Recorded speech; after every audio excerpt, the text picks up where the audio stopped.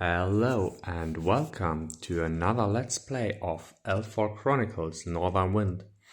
This time we are on to our next side quest, and as you can see here, we have a haunting ascent to do. And let's go right into the narrative. You arrive at the base of a steep incline, its rocky surface veined with faint violet cracks, a sign that the corruption of the rift reaches even here. The path ahead appears scalable, but shadows loom ominously over the elevations above. The air is thick with the scent of earth, and the occasional loose stone skitters down. So, we have placed the tiles, we have placed the heroes, and we have positioned encounter 1 and 2. And now we are on to roll to die, and we have 2 12s. So, it doesn't matter. The higher roll determines the hostile placement according to the hostile setup modifier quest rule for the remainder of the quest. The lower determines the placement of environment. So environmental 12 is elevation on the south border of 1. So speaking of here. And another one at the tile border of south 3. So here. There. The lower ground is facing towards the numbered space. Okay. And going over to the hostile setup, roll a die for the remainder of the quest. Place the hostiles during setup while the modifier. So we have rolled a 12, so they are neutral. All spaces between elevation tokens are considered difficult terrain. Elevation block line of sight. Okay, and quest ends if the heroes leave the field and only if the tile is on the exit. Okay. We have currently no encounters in place. Hostile setup modifier neutral. Okay, so without any further ado, or to be more correctly, I will place the elevation tokens, and as soon as I have done that, I'll let you join and start with the first turn of my heroes. As you can see right here and here, I placed the elevation tokens, and I'm very happy that I put down Helping Hand on Theros. And also what I forgot to mention is that I want once again try to get the Whirlwind Slash, which I have to be able to exploit weak point 3 times and put more than 1 wound at the same hostile in the next activation phase. So we will see about that. And also the Chaos deck is once again in play. And since it does not say that we jump over the weather check, we will see Illusionary Ambush, Hateful Fortitude, Reckless Abandon, and Healing Race, which would have been actually, since we are in the midnight, Ferocity of the Night. So, no weather so far. Before I reshuffle the Chaos deck, I will go on with the hero's first turn. Starting with Theros, because 1, 2, 3 he is climbing, and now since he's next to an elevation token, all other heroes gain the climbing skill. And now I will go on with Sagan, who will use a dodge to move 1 to here, and then dodge into the space with encounter 1, triggering it, and let's see what happens. Cautiously peering over the first ledge, you spot rough terrain and a solitary guard post, where a lone Oni Marauder stands at high alert. As you attempt to pull yourself up, a loose rock rumbles away, triggering a small rock slide. The noise immediately alerts the Marauder and steals lost souls in the area. We have rolled neutral, which means place an Oni Marauder 1 space north of 2 and 2 Vengeful Spirits on 1.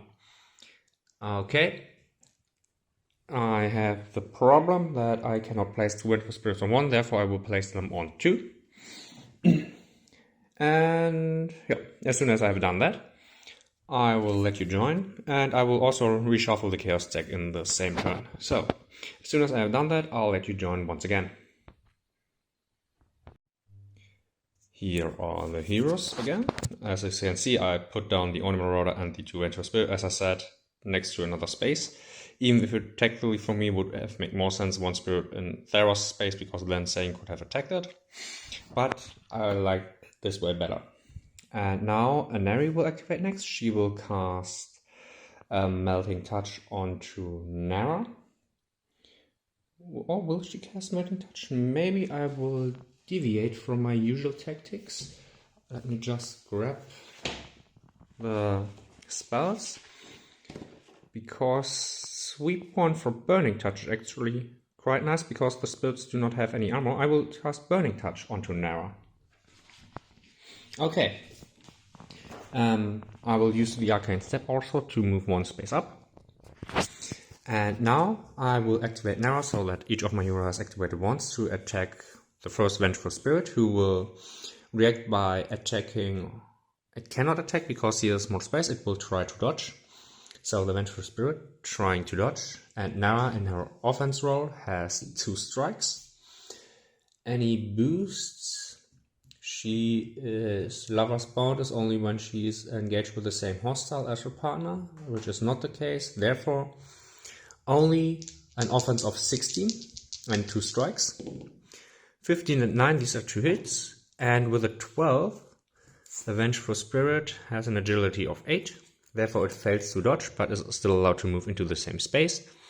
But because of Sweeping 1 and the Spirit having no armor, Nara has now a total power of Toughness 13 plus 2 is 15. So, 2 hits for the first Vengeful Spirit, 15 or less. It's a natural 1 and a burn. This Vengeful Spirit is down. And since it was a Sweep 1, the other Spirit is also affected. And with a 2 and a 14, these are 2 hits. This Vengeful Spirit is also down. With a 3 and a 2 for the burn, it would have also definitely destroyed the Vengeful Spirit. Now, because of hit and retreat, Nara is allowed to make a normal movement of up to 4 spaces. 1, 2, 3, 4. Do I want to do that? Yes, I think I want to do that. 1, 2, 3, 4. She has climbed by herself, but also Theros has it. And speaking of Theros, I would like to attack with Theros, the Oni Marauder.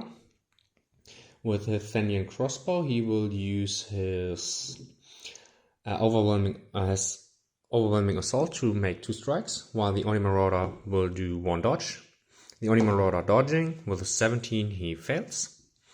And Theros needing a total of 15 base plus 3 for the Thenian crossbows because of within 10 spaces, 18 or less. A 20 and a 16, at least 1 hit. Power of 13 minus armor of 3, therefore 10 or less to wound. With the 4th Theros actually managed to wound him, I was hoping to get a weak point onto the Oni Marauder. And since he dodged, he is allowed to move 1 space closer. That was Theros' second activation. Now I want Sagan to activate next, because he could attack. This is a 3 space, yeah, he could go into the same space and attack. So Sagan will do that. 1, 2, go into the same space as the Oni Marauder and attack him. The Oni Marauder will defend him itself. Sagan has 2 strikes because of his offense. He will keep it that way because he will use Masterful Parry to reduce the Oni Marauder's defense by 3, therefore down to a 7 or less. It's a 16, that is failure, and Sagan is not boosted, therefore he has only an offense of 16. With a 17 and a 4, this is at least 1 hit. Now is he able to wound the Oni Marauder? With an 8, he has a power of 15. Yeah, he's actually able to wound the Oni Marauder for a second time, or a second wound. Still no weak points, and now he's allowed with finishing strike to make another attack. With an 8 he's hitting, and with an 18 he's not able to wound. At least there is 1 weak point onto the Oni Marauder. Now Anari walks 1, climbed because of Theros 2, and Anari cast because of Enchanter, it automatically succeeds. Melting Touch onto Sagan. Do I want to have armor? Or do I make it Burning Touch? I think I will go with Burning Touch because only burn 1 to not ignore the armor. And since now the Oni Marauder won't dodge, won't defend it itself, it is out of activation point. Sagan will use Second Wind to get a 3rd strike. He's now enchanted, so 19 or less. These are 2 hits. The natural 20 is a miss. 15 minus the armor of 3 is 12 or less. The 6 is a wound, the 19 is a weak point. Let's get a weak point onto the Oni Marauder, and he has a 3rd wound. Now the burn quality with 15 or less, ignoring armor, and the finishing strike with a 5 is hitting, and this is cocked. With a 20 it fails to wound, luckily. So the Oni Marauder now has 3 weak points, which is enough to be exploited. And exploit a weak point costs more than 1 wound. Good. Oh, I just realized that this attack would be because of Anari's enchantment, because Sagan has the Martial Gravitas. And Theros could attack the Oni Marauder. No, he could not, because it only has 4 wounds. And the Oni Marauder currently has 4 wounds. Damn it, I thought it had 5. Okay, with that, the Oni Marauder is also put down, and all the weak points are gone. Sad but true. Okay, that was the hero's turn. Saying that was the first activation. Nara could still activate. I have no wounds on my heroes. Nara will cast Leech Life onto herself. Let's see if it is successful with a 3. It is successful, so she can regain health points. Hostile's turn. The Chaos deck says Illusionary Embers must perform Moral. On the failure, they must perform another. Okay. Moral checks. Anari has a Moral of 15. With a 16, she failed.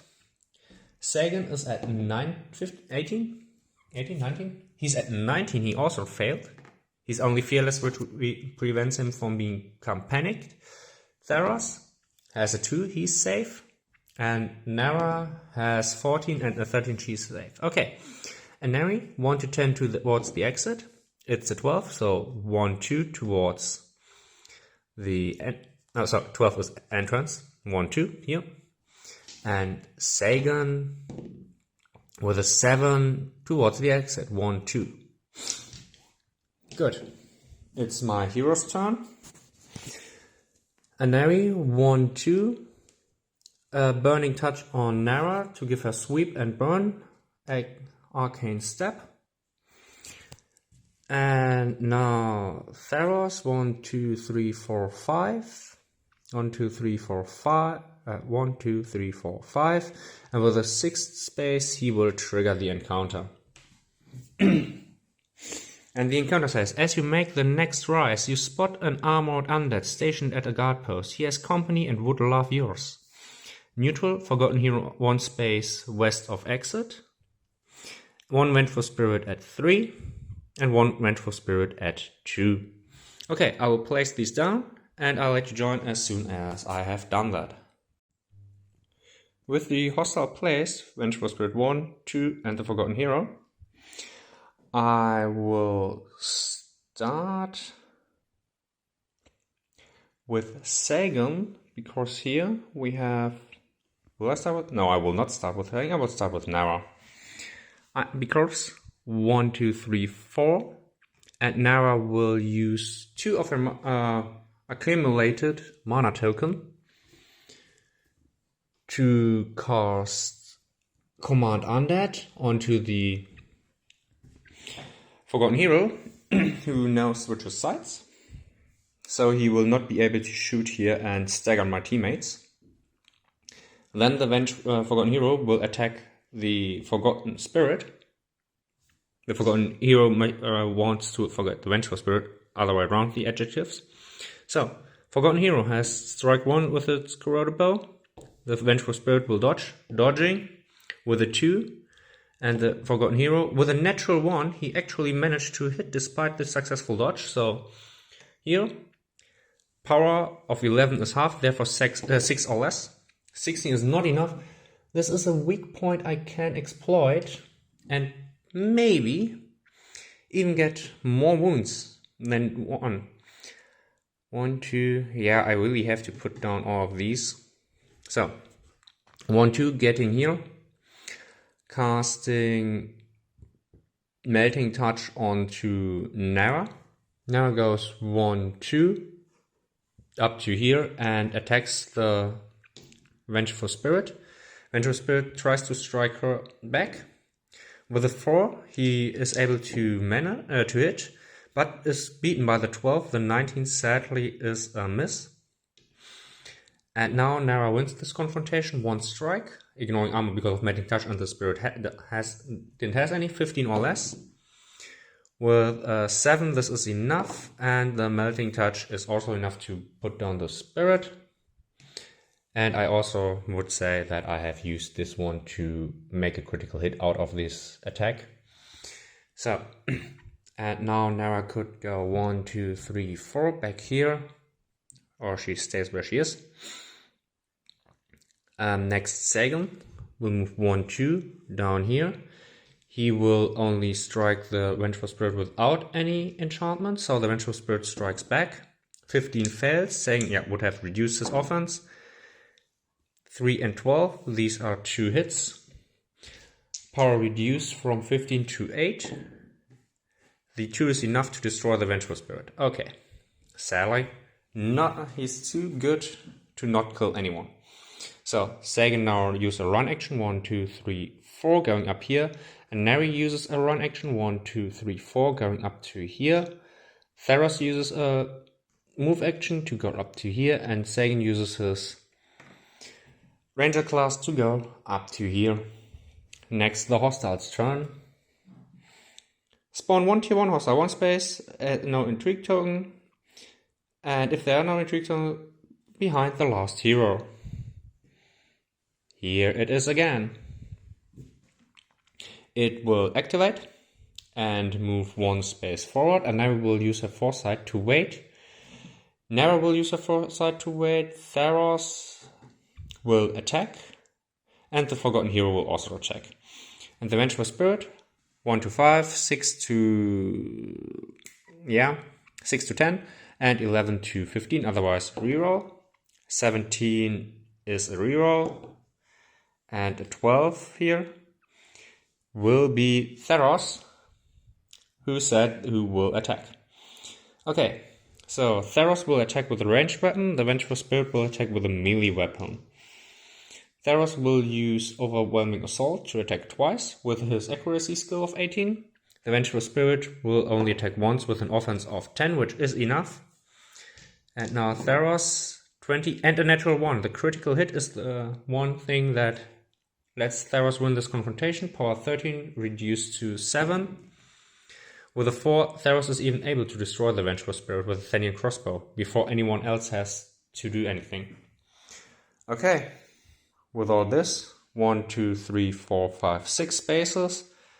And Neri go through, Theros go through, Nara go through, and saying 1, 2, 3, 4 goes also through the space. So with this, we have done it. Looking at the quest ending, your journey continues. So, let me clean up the board. After we have now won the Haunting Ascension without advancing the time period.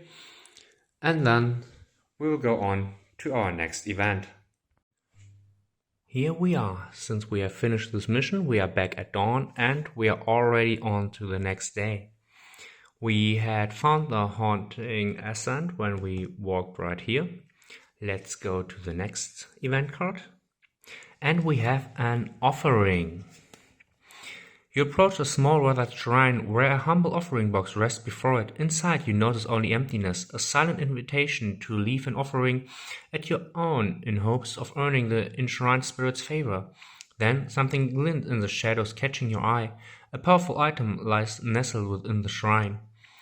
Make an offering in exchange for an item, steal the item, ignore the shrine, and continue your journey. Nothing else happens. Discard 1 superior item. Okay, let's see. I have to take a look at my deck I have, and also I will need the core rulebook next. These are common. Here we have something. I think the Grapeshot Grenade. I will not use anymore. And the others I will keep. I will just check to be sure that I do not misread the cards and discard an item which is of a lower value. Where do I find it? Hostile, non-characters, upgrades, table limit law.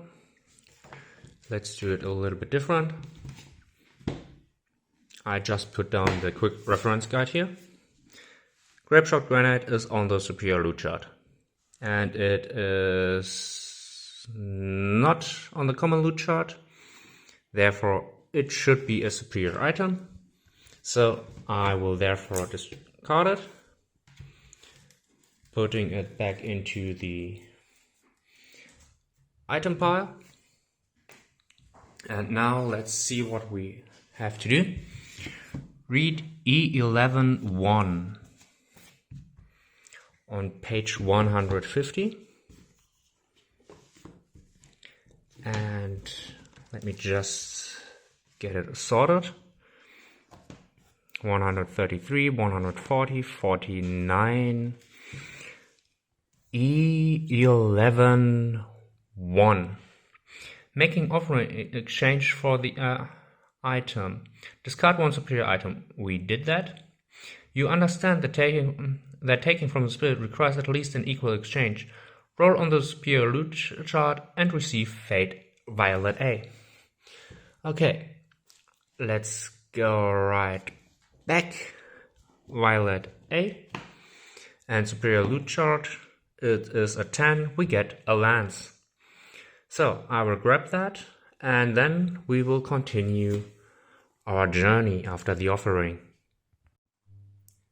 With the offering made at the second point, we will go back to the Hanging Valley Shrine, and I just took a look into the rulebook, because advancing the time by 1 period with the completion of each event and each quest. And it only also says here at the journey that upon reaching an event, a dot, withdraw and resolve an event card. Resolve an event card for each. Upon reaching a quest marked with a picture, play the corresponding quest detail in the log. And yes, do not forget to advance time by 1 for each quest and each event. But since we already played it, we do not have to play it again. And also there was the EG Valley. Where was it? Here, EG Pathway. Which specifically said every time we go here we have to play it. So with all that, I think we can resolve it without advancing our time. And wait a second, we still have to advance this one through. And now we go to this event. And we go, the curse of the Onryo. A deep foreboding dread settles over you, pressing in like unseen hands squeezing your lungs. Faint whispers to fill the air, fragments of voices, and chaotic blend of the manic and the mournful, calling your name in a disturbing familiar tone. Return them are the only other words you can make out. You try to convince yourself it's just your mind playing tricks, but each time you look back something feels closer. During the setup of the next quest, place an intrigue token E on the space with the highest number, positioning the card nearby. After the field setup, read whatever. To pacify the enraged spirit, attempt a ritual prayer and offering. Decide one superior item as an offering. Maybe I will use the lance. Okay, we will see about that. Curse of the Onryo. That was this event. We will continue here, going up to the dusk for this event before we go to the Heavenly Guardian's Mountaintop Shrine. Pariah. As you push through the fog-laden, frostbitten valley, a deep bellowing sound echoes behind you. The beast has found you, a trail. Run. And we are going to play the Pariah mission on page 41. And page 41, let's see what the map looks like. Here we have the Pariah. So, I hope you enjoyed this Let's Play. And I wish you a good day and see you until the next time. Bye!